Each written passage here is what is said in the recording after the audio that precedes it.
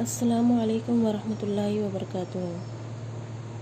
نحمدہ و نصلی علی رسولہ الکریم، اما بعد۔ قال اللہ تعالی فی القرآن المجید، فاعوذ باللہ من الشیطان الرجیم، بسم اللہ الرحمن الرحیم۔ ایحسب الانسان ان لن نجمع عظاما بلا قادرین علی ان نسوی بنانا۔ عزیز بہنوں، آج کا ہمارا ٹاپک ہے آخرت۔ ایمانیات کا تیسرا ایک رکن ہے جو بہت اہم رکن ہے، عقیدہ آخرت۔ عقیدہ آخرت کے ضمن میں قرآن کریم نے ہمارے سامنے ایسے دلائل رکھے ہیں، ایسی دلیلیں رکھی ہیں کہ اگر ان پر ہم غیر جانبدارانہ انداز سے غور کریں تو ہر انسان اس نتیجے پر پہنچ جائے گا کہ آخرت کا وقوع پذیر ہونا لازمی ہے۔ اب اس کی دلیلیں کیا ہیں کہ مطلب آخرت کیوں کر واقع ہونا ضروری ہے۔ اس کائنات میں اللہ نے ہر چیز جوڑوں کی شکل میں بنائی ہے۔ اس کائنات میں اللہ نے ہر چیز جوڑوں کی شکل میں بنائی ہے۔ دونوں مل کر مطلب یہ دونوں جوڑے مل کر جو ہے ایک دوسرے کو مکمل کرتے ہیں، ایک دوسرے کی تکمیل کرتے ہیں۔ ان میں سے ایک حصے میں اگر کمزوری یا کمی ہوتی ہے تو دوسرا حصہ جو ہے اسے پورا کر دیتا ہے۔ ایک حصے میں اگر کوئی کمی ہے، کمزوری ہے، تو دوسرا حصہ جو ہے اسے پورا کر دیتا ہے۔ اس کی سب سے نمایاں مثال ہم انسان کو ہی لے لیں، مرد اور عورت کی شکل میں، میاں بیوی کی شکل میں۔ یہ دونوں کو اللہ تعالیٰ نے جوڑا، ایک دوسرے کا جوڑا بنایا ہے۔ مرد عورت کے بغیر نامکمل ہے اور عورت مرد کے بغیر نامکمل ہے۔ دونوں جو ہے گاڑی کے دو پہیوں کی طرح ہیں۔ یہ دونوں دراصل ایک ہی حقیقت کے دو پہلو ہیں۔ گویا مطلب اگر ہم عام زبان میں کہیں، گویا ایک ہی سکے کے دو رخ ہیں۔ دونوں ہیں ایک ہی لیکن دو رخ ہیں یہ لوگ کے۔ یہ تو ایک مثال ہوئی، اور بالکل دوسری مثال اسی طرح کہ یہی حالت جو ہے پانی اور پیاس کی بھی ہوتی ہے۔ یہ اگر پیاس نہیں ہو تو ہم کو پانی کی بھی ضرورت نہیں لگتی، اور اگر پیاس ہو تو پانی کا ہونا ایک دم ضروری ہے۔ یہ دونوں گویا یہ بھی دونوں جو ہے جوڑوں کی شکل میں ہیں۔ بالکل یہی معاملہ جو ہے یہی معاملہ دنیا اور آخرت کا بھی ہے۔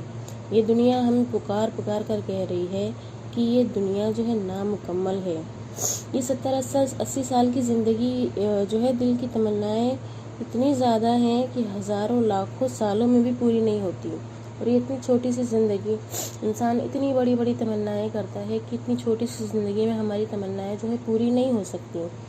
اور ایک انسان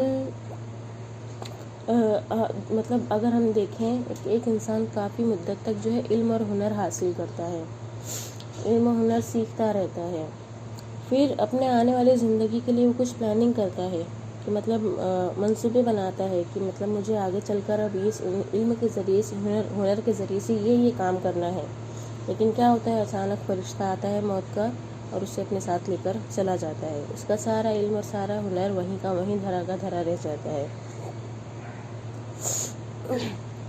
تو ہر انسان کی یہ دلی تمنا ہوتی ہے کہ اس کو یہاں مطلب پورا عدل و انصاف ہو۔ انسان کو مطلب انسان دل سے یہ چاہتا ہے کہ مطلب اس کو پورا عدل و انصاف ملے۔ وہ چاہتا ہے کہ اس کے ساتھ جو ہے فرد اور معاشرہ دونوں انصاف کریں۔ اسی انصاف کے لیے وہ قانون، عدالت، پولیس وغیرہ کے چکر بھی کاٹ لیتا ہے۔ پولیس وغیرہ کے سارے ضابطے، ساری فارمیلٹیز وہ پوری کرتا ہے، جبکہ اس حقیقت سے ہم اچھی طرح واقف ہیں کہ اس دنیا میں تو کامل انصاف ملنا ناممکن ہے۔ انسان چاہتا ہے کہ ظالم کو اس کے ظلم کا پورا بدلہ ملے اور مکمل بدلہ ملنا چاہیے، لیکن اس دنیا کا عجیب سلسلہ ہے کہ اس دنیا کا کہ اول تو بڑے بڑے مجرم گرفت میں آتے ہی نہیں ہیں۔ جو بڑے بڑے گناہ کر کے بیٹھتے ہیں وہ تو مطلب پکڑ میں آتے ہی نہیں، قید میں آتے ہی نہیں ہیں، اور اگر آ بھی جاتے ہیں غلطی سے تو ان کے جرم کے برابر ان کو سزا نہیں ملتی۔ تھوڑا بہت رشوت دے کر، گھوس دے کر جو ہے اپنے آپ کو چھڑا لیتے ہیں۔ یہاں پر جو ہے سارا کھیل جو ہے پیسوں کا ہوتا ہے اس دنیا میں۔ ظلم کے علاوہ ہم کسی اچھائی یا نیکی کو ہی دیکھ لیں کہ ہم اگر معاشرے کے ساتھ یا کسی کے ساتھ کوئی اچھا کام کرتے ہیں تو ہم چاہتے ہیں کہ ہم کو بھی اس کا اچھا بدلہ ملے، لیکن اس کا بدلہ ہم کو کہاں ملے گا؟ آخرت میں ملے گا، کیونکہ اس کا بدلہ یہاں پر ہمیں کوئی نہیں دے سکتا۔ جو ہم نیکی کرتے ہیں وہ نیکی اتنی عظیم ہوتی ہے کہ اس کا بدلہ اس نامکمل سی دنیا میں جو ہے ہم کو خاطر خواہ نہیں مل سکتا۔ گویا دنیاوی زندگی کا ہر معاملہ ہی ہم کو پکار کر کہہ رہا ہے کہ یہ ناقص اور ناتمام ہے۔ اس دنیا کا بھی مطلب ایک ایسا جوڑا ہونا چاہیے جہاں ہمیشہ کی زندگی ہو۔ موت جس کو سب ناپسند کرتے ہیں تو اس کو بھی موت آ جائے، یعنی موت کو بھی موت آ جائے۔ جہاں کامل انصاف ہو، جہاں نیکی اور بدی کا پورا بدلہ دیا جائے۔ چنانچہ اس دنیا کا جوڑا اللہ نے کیا بنایا ہے؟ آخرت کی زندگی بنایا ہے۔ دنیا اور آخرت مل کر ایک حقیقت بن جاتے ہیں، اور کیونکہ دنیا کی زندگی تو ٹیمپرری ہے اور آخرت کی زندگی جو ہے پرماننٹ، دائمی ہے، ہمیشگی کی زندگی ہے۔ اس کے ساتھ ساتھ یہ بھی حقیقت ہے کہ اللہ نے انسانوں کو جو ہے اپنی عبادت کے لیے پیدا کیا ہے، اور نیک بندوں کے انعام کے لیے اور نافرمانوں کی سزا کے لیے روز جزا یعنی آخرت کا دن بھی مقرر کیا ہے، جس میں بندوں کا ان کے اعمال کے اعتبار سے ان کو بدلہ دیا جائے گا۔ جس طرح سے ایک طالب علم امتحان میں اچھے سے اچھے نمبرات سے کامیاب ہونے کے لیے رات دن کتابوں میں پڑھتا اور یاد کرتا رہتا ہے، محنت کرتا رہتا ہے، پھر جب امتحان آتا ہے تو اس کے سوالات کے صحیح جوابات بھی لکھتا ہے، دیتا ہے اور اچھے نمبرات سے کامیاب ہو جاتا ہے۔ اسی طرح اس کو اس کی محنت کا پھل مل جاتا ہے، رزلٹ آتا ہے، گویا اس کو اس کی محنت کا پھل مل گیا۔ اور جو طالب علم امتحان کی تیاری نہیں کرتا اور اپنے اوقات کو لہو و لعب یعنی کھیل کود میں ضائع کر دیتا ہے، وہ امتحان میں ناکام ہو جاتا ہے، فیل ہو جاتا ہے، اور وہ لوگوں کی نظروں میں بھی ذلیل و خوار ہوتا ہے۔ ٹھیک اسی طرح حساب و کتاب کے لیے بھی ایک دن مقرر ہے۔ یہ دنیا جو ہے امتحان گاہ ہے، ہم یہاں پر جو ہے امتحان دینے کے لیے ہے، تو اس امتحان گاہ کا بھی جو ہے ایک رزلٹ جو ہوتا ہے وہ مقرر ہے، جسے ہم یوم آخرت کے نام سے جانتے ہیں۔ دنیا میں جو شخص جیسا کرے گا اسے آخرت میں اس کے اعمال کے اعتبار سے ویسا ہی بدلہ دیا جائے گا۔ علامہ اقبال نے اس کی بہترین عکاسی اس طرح کی ہے: عمل سے زندگی بنتی ہے جنت بھی جہنم بھی، عمل سے زندگی بنتی ہے جنت بھی جہنم بھی، یہ خاکی اپنی فطرت میں نہ نوری ہے نہ ناری ہے۔ آج مسلمانوں کی اکثریت ہم دیکھیں تو دینی امور کی پرواہ ہی نہیں کرتی، اور جو لوگ دیندار کہلاتے بھی ہیں وہ اس گمان میں ہیں کہ فلاں کام کر لیں، اس کے بعد سب کچھ چھوڑ کر اللہ اللہ کریں گے۔ یہی کرتے کرتے جب موت آ جاتی ہے تو وہ حالت ہوتی ہے جس کا نقشہ خود اللہ نے قرآن میں اس طرح کھینچا ہے: لولا اخرتنی الی اجل قریب فاصدق واکن من الصالحین، سورہ منافقون آیت نمبر 10۔ یعنی جب موت آئے گی تو کہے گا، اے میرے رب، تھوڑی مدت کے واسطے مجھ کو مہلت مل جاتی تو میں خیرات کر لیتا اور نیکوکاروں میں سے ہو جاتا۔ مگر اللہ تعالیٰ کیا فرماتا ہے؟ وَلَن يُؤَخِّرَ اللَّهُ نَفْسًا إِذَا جَاءَ أَجَلُهَا، یعنی اللہ تعالیٰ کسی شخص کو مہلت نہیں دیں گے جب اس کا مقررہ وقت آ جائے گا، خواہ وہ نبی ہو یا ولی ہو یا پھر کوئی بادشاہ۔ جب اس کی موت کے لیے متعین وقت آ جائے گا تو اسے بالکل بھی مہلت نہیں دی جائے گی۔ اس وقت وہ تمنا کرے گا کہ اگر میرے پاس تمام دنیا کا خزانہ ہو اور وہ اسے دے کر ایک دن کی بھی مہلت حاصل کر لے تو پورا خزانہ دے کر ایک دن کی مہلت لے لوں، مگر اس کے لیے یہ ممکن ہی نہیں ہوگا۔ ایک مثال ایک نبی کی مثال میں آپ کو دیتی ہوں کہ حضرت سلیمان علیہ السلام جو کہ اللہ کے نبی اور برگزیدہ بندے تھے، جب ان کا مقررہ وقت آیا تو ان کو بھی مہلت نہیں دی گئی۔ ان کی جب موت کا وقت آیا تو ان کو بھی مہلت نہیں ملی۔ مسجد اقصیٰ کی تعمیر کروا رہے تھے کہ اچانک موت کا پیغام آ گیا۔ انہوں نے عرض کیا کہ یا اللہ، اتنی مہلت تو دے دے کہ مسجد اقصیٰ مکمل ہو جائے۔ اللہ تعالیٰ نے فرمایا کہ مہلت تو نہیں مل سکتی کیونکہ یہ ہمارا قانون ہی نہیں ہے، البتہ مسجد اقصیٰ بن جائے گی، تم اپنے عصا پر، اپنی لاٹھی پر ٹیک لگا کر کھڑے رہو۔ چنانچہ سلیمان علیہ السلام لاٹھی پر ٹیک لگا کر کھڑے رہے اور روح قبض ہو گئی۔ جنات وغیرہ ان کو زندہ سمجھ کر برابر کام کرتے تھے۔ 1 سال بعد جب کام ختم ہو گیا تو دیمک کے عصا کو کھاتے رہنے سے عصا ٹوٹ گیا، یعنی لاٹھی ٹوٹ گئی اور سلیمان علیہ السلام زمین پر گر پڑے۔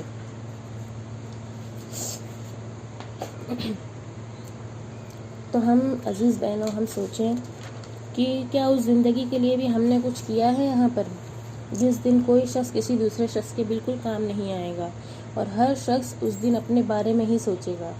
اس کا نقشہ بھی قرآن میں اللہ تعالیٰ نے اس طرح کھینچا ہے یوم یفر المرء من اخیہ وامہ وابیہ وصاحبتہ وبنیہ لکل امرئ منہم یومئذ شأن یغنیہ، کہ اس دن آدمی اپنے بھائی اور اپنی ماں، اپنے باپ، اپنی بیوی اور اپنی اولاد سے بھاگے گا، ان میں سے ہر ایک کو اس دن ایسی فکر ہوگی جو اس کے لیے کافی ہوگی۔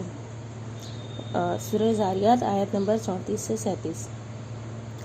عزیز بہنوں، اس دنیا میں ہماری ساری کاوشوں کا مرکز، ہماری ساری کوششیں یہی ہوتی ہیں کہ اپنے بال بچوں کے لیے کچھ سامان تیار کر لیں، مطلب کچھ بندوبست کر جائیں، گرمی سے بچاؤ کے لیے کپڑے بنا لیتے ہیں، سردی سے محفوظ رہنے کے لیے رضائی بنوا لیتے ہیں، گرمیوں کی چلچلاتی دھوپ سے بچنے کے لیے ہم پنکھا لگوا لیتے ہیں اور ٹھنڈے پانی کا کولر لے آتے ہیں۔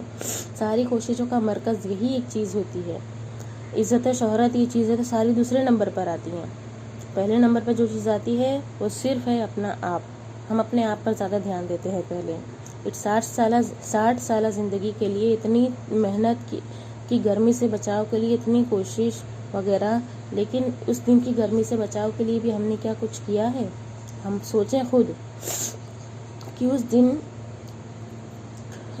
جس دن سخت گرمی ہوگی، جو ایک دن مطلب 50,000 سال سے زیادہ لمبا ہوگا، اس دن کا بھی کیا ہم نے بندوبست کیا ہے؟ جس دن سارے میدان میں کوئی سایہ دار درخت نہیں ہوگا، اتنا بڑا میدان ہوگا حشر کا میدان کہ وہاں کوئی مطلب سایہ دار درخت نہیں ہوگا اور جس میں پر کوئی کپڑا نہیں ہوگا، مرد بھی ہوں گے، عورتیں بھی ہوں گی، لیکن ان کے درمیان میں بھی کوئی پردہ نہیں ہوگا، سب ننگے کھڑے ہوں گے۔ حضرت عائشہ نے ایک مرتبہ آپ سے ان سے پوچھا کہ اللہ کے حبیب، عورتیں تو شرم کے مارے مر جائیں گی جب مرد ان کی طرف دیکھیں گے، تو آپ صلی اللہ علیہ وسلم نے مطلب ان کے سامنے قرآن کی یہ آیت پڑھی، سورہ حج کی آیت نمبر 1 اور 2 کہ لوگوں اپنے پروردگار سے ڈرو، بلا شبہ قیامت کا زلزلہ بہت ہی بڑی چیز ہے، جس دن تم اسے دیکھ لوگے ہر دودھ پلانے والی اپنے دودھ پیتے بچے کو بھول جائے گی اور تمام حمل والیوں کے حمل گر جائیں گے، اور تو دیکھے گا کہ کوئی مدہوش دکھائی دیں گے، حالانکہ در حقیقت وہ مدہوش نہیں ہوں گے، لیکن اللہ کا عذاب ہی بڑا سخت ہے۔ یعنی اس وقت کسی کو کسی کی طرف دیکھنے کا خیال ہی نہ ہوگا، یہ عالم ہوگا کہ حاملہ عورتوں کے حمل تک گر جائیں گے، اور سورج اتنا قریب ہوگا کہ اگر آدمی ہاتھ اٹھائے تو سورج کو لگ جائے، اپنا ہاتھ خلی بلند کرے تو وہ سورج کو جا لگے گا، اور زمین تانبے کی طرح پگھل رہی ہوگی، اور انسانوں کے جسم سے نکلنے والا پسینہ جسم سے اس طرح چھوٹ رہا ہوگا جس طرح پتھروں سے پانی چھوٹتا ہے، اس طرح کھولے گا جس طرح کڑھائی میں تیل کھولتا ہے۔ اس دن لوگوں کی یہ حالت ہوگی کہ جس طرح سخت گرمیوں کے دنوں میں پیاس سے نڈھال کتے کی زبان باہر نکلی جاتی ہے، اس دن انسانوں کی بھی یہی حالت ہوگی۔ اس شخص کے لیے وہ دن آسان ہوگا جس نے اپنی زندگی اللہ کی بندگی میں گزاری ہوگی، جس نے دنیاوی زندگی میں آخرت کی زندگی کو ترجیح دی، آخرت کی زندگی کا خیال کیا، جس نے دنیاوی زندگی میں آخرت کی زندگی کے لیے کچھ سامان تیار کر لیا۔ اللہ تعالیٰ اس دن کی گرمی سے اس کا بندوبست بھی کر دیں گے۔ آپ صلی اللہ علیہ وسلم نے فرمایا کہ اس دن اللہ تعالیٰ سب سے پہلے ابراہیم علیہ السلام کو لباس پہنائے گا، پھر تمام نبیوں کو لباس پہنائے گا، پھر اللہ تعالیٰ آپ صلی اللہ علیہ وسلم کو حوض کوثر پر بٹھائے گا، پیاسے آئیں گے، پیاس سے ان کے چہرے اترے ہوئے ہوں گے، فرشتے درمیان میں کھڑے ہوں گے اور کہیں گے کہ جاؤ ٹکٹ اور پاس لے کر آؤ۔ اس حوض کوثر پر وہی آ سکتا ہے جس کے پاس ٹکٹ ہو۔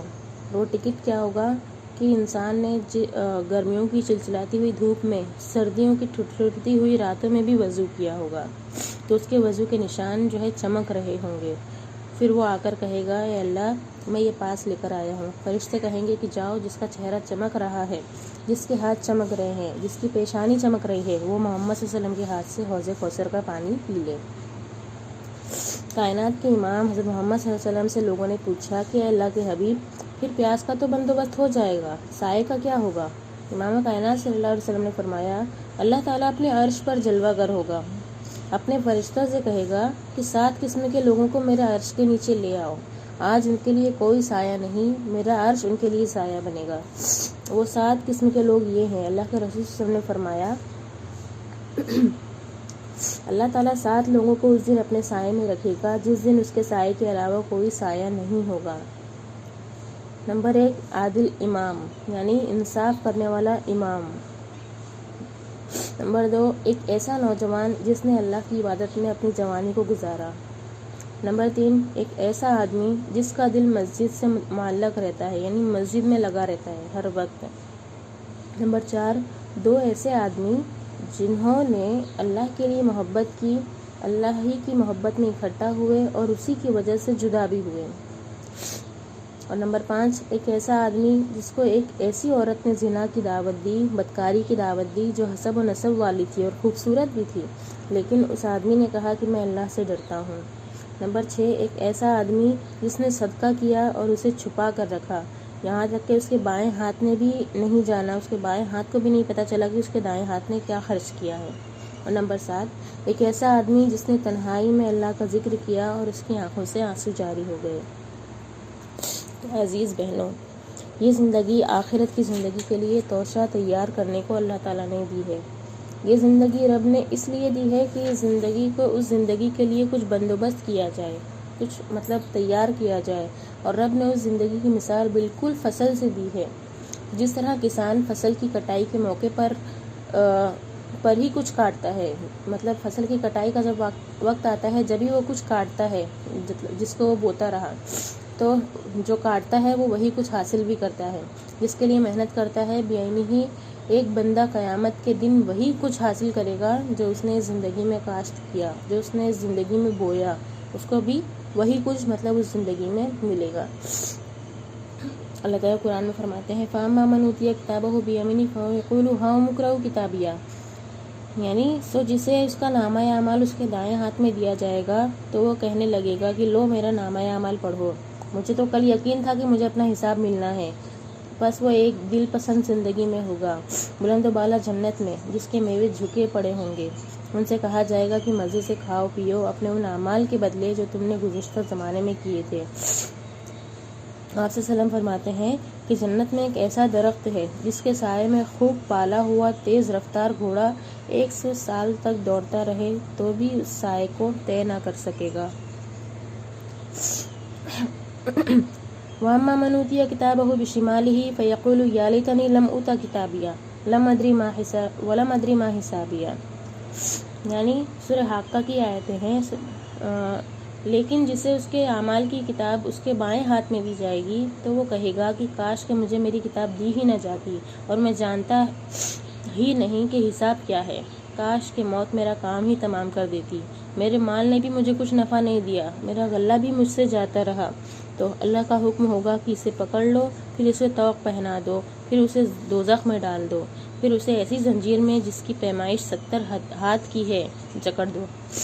عزیز بہنوں، دوزخ اتنی گہری ہے کہ اگر کوئی آدمی اس کی گہرائی کی طرف سفر کرے تو 70 سال تک سفر کرتا رہے لیکن اس کی تہہ تک نہیں پہنچ سکتا۔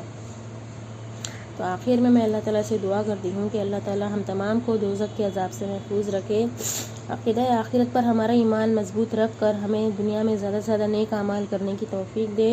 اے اللہ ہم کو جب تک تو زندہ رکھ، اسلام پر زندہ رکھ، اور ہمارا خاتمہ ہو تو ایمان پر ہو۔ آخر دعوانا الحمدللہ رب العالمین۔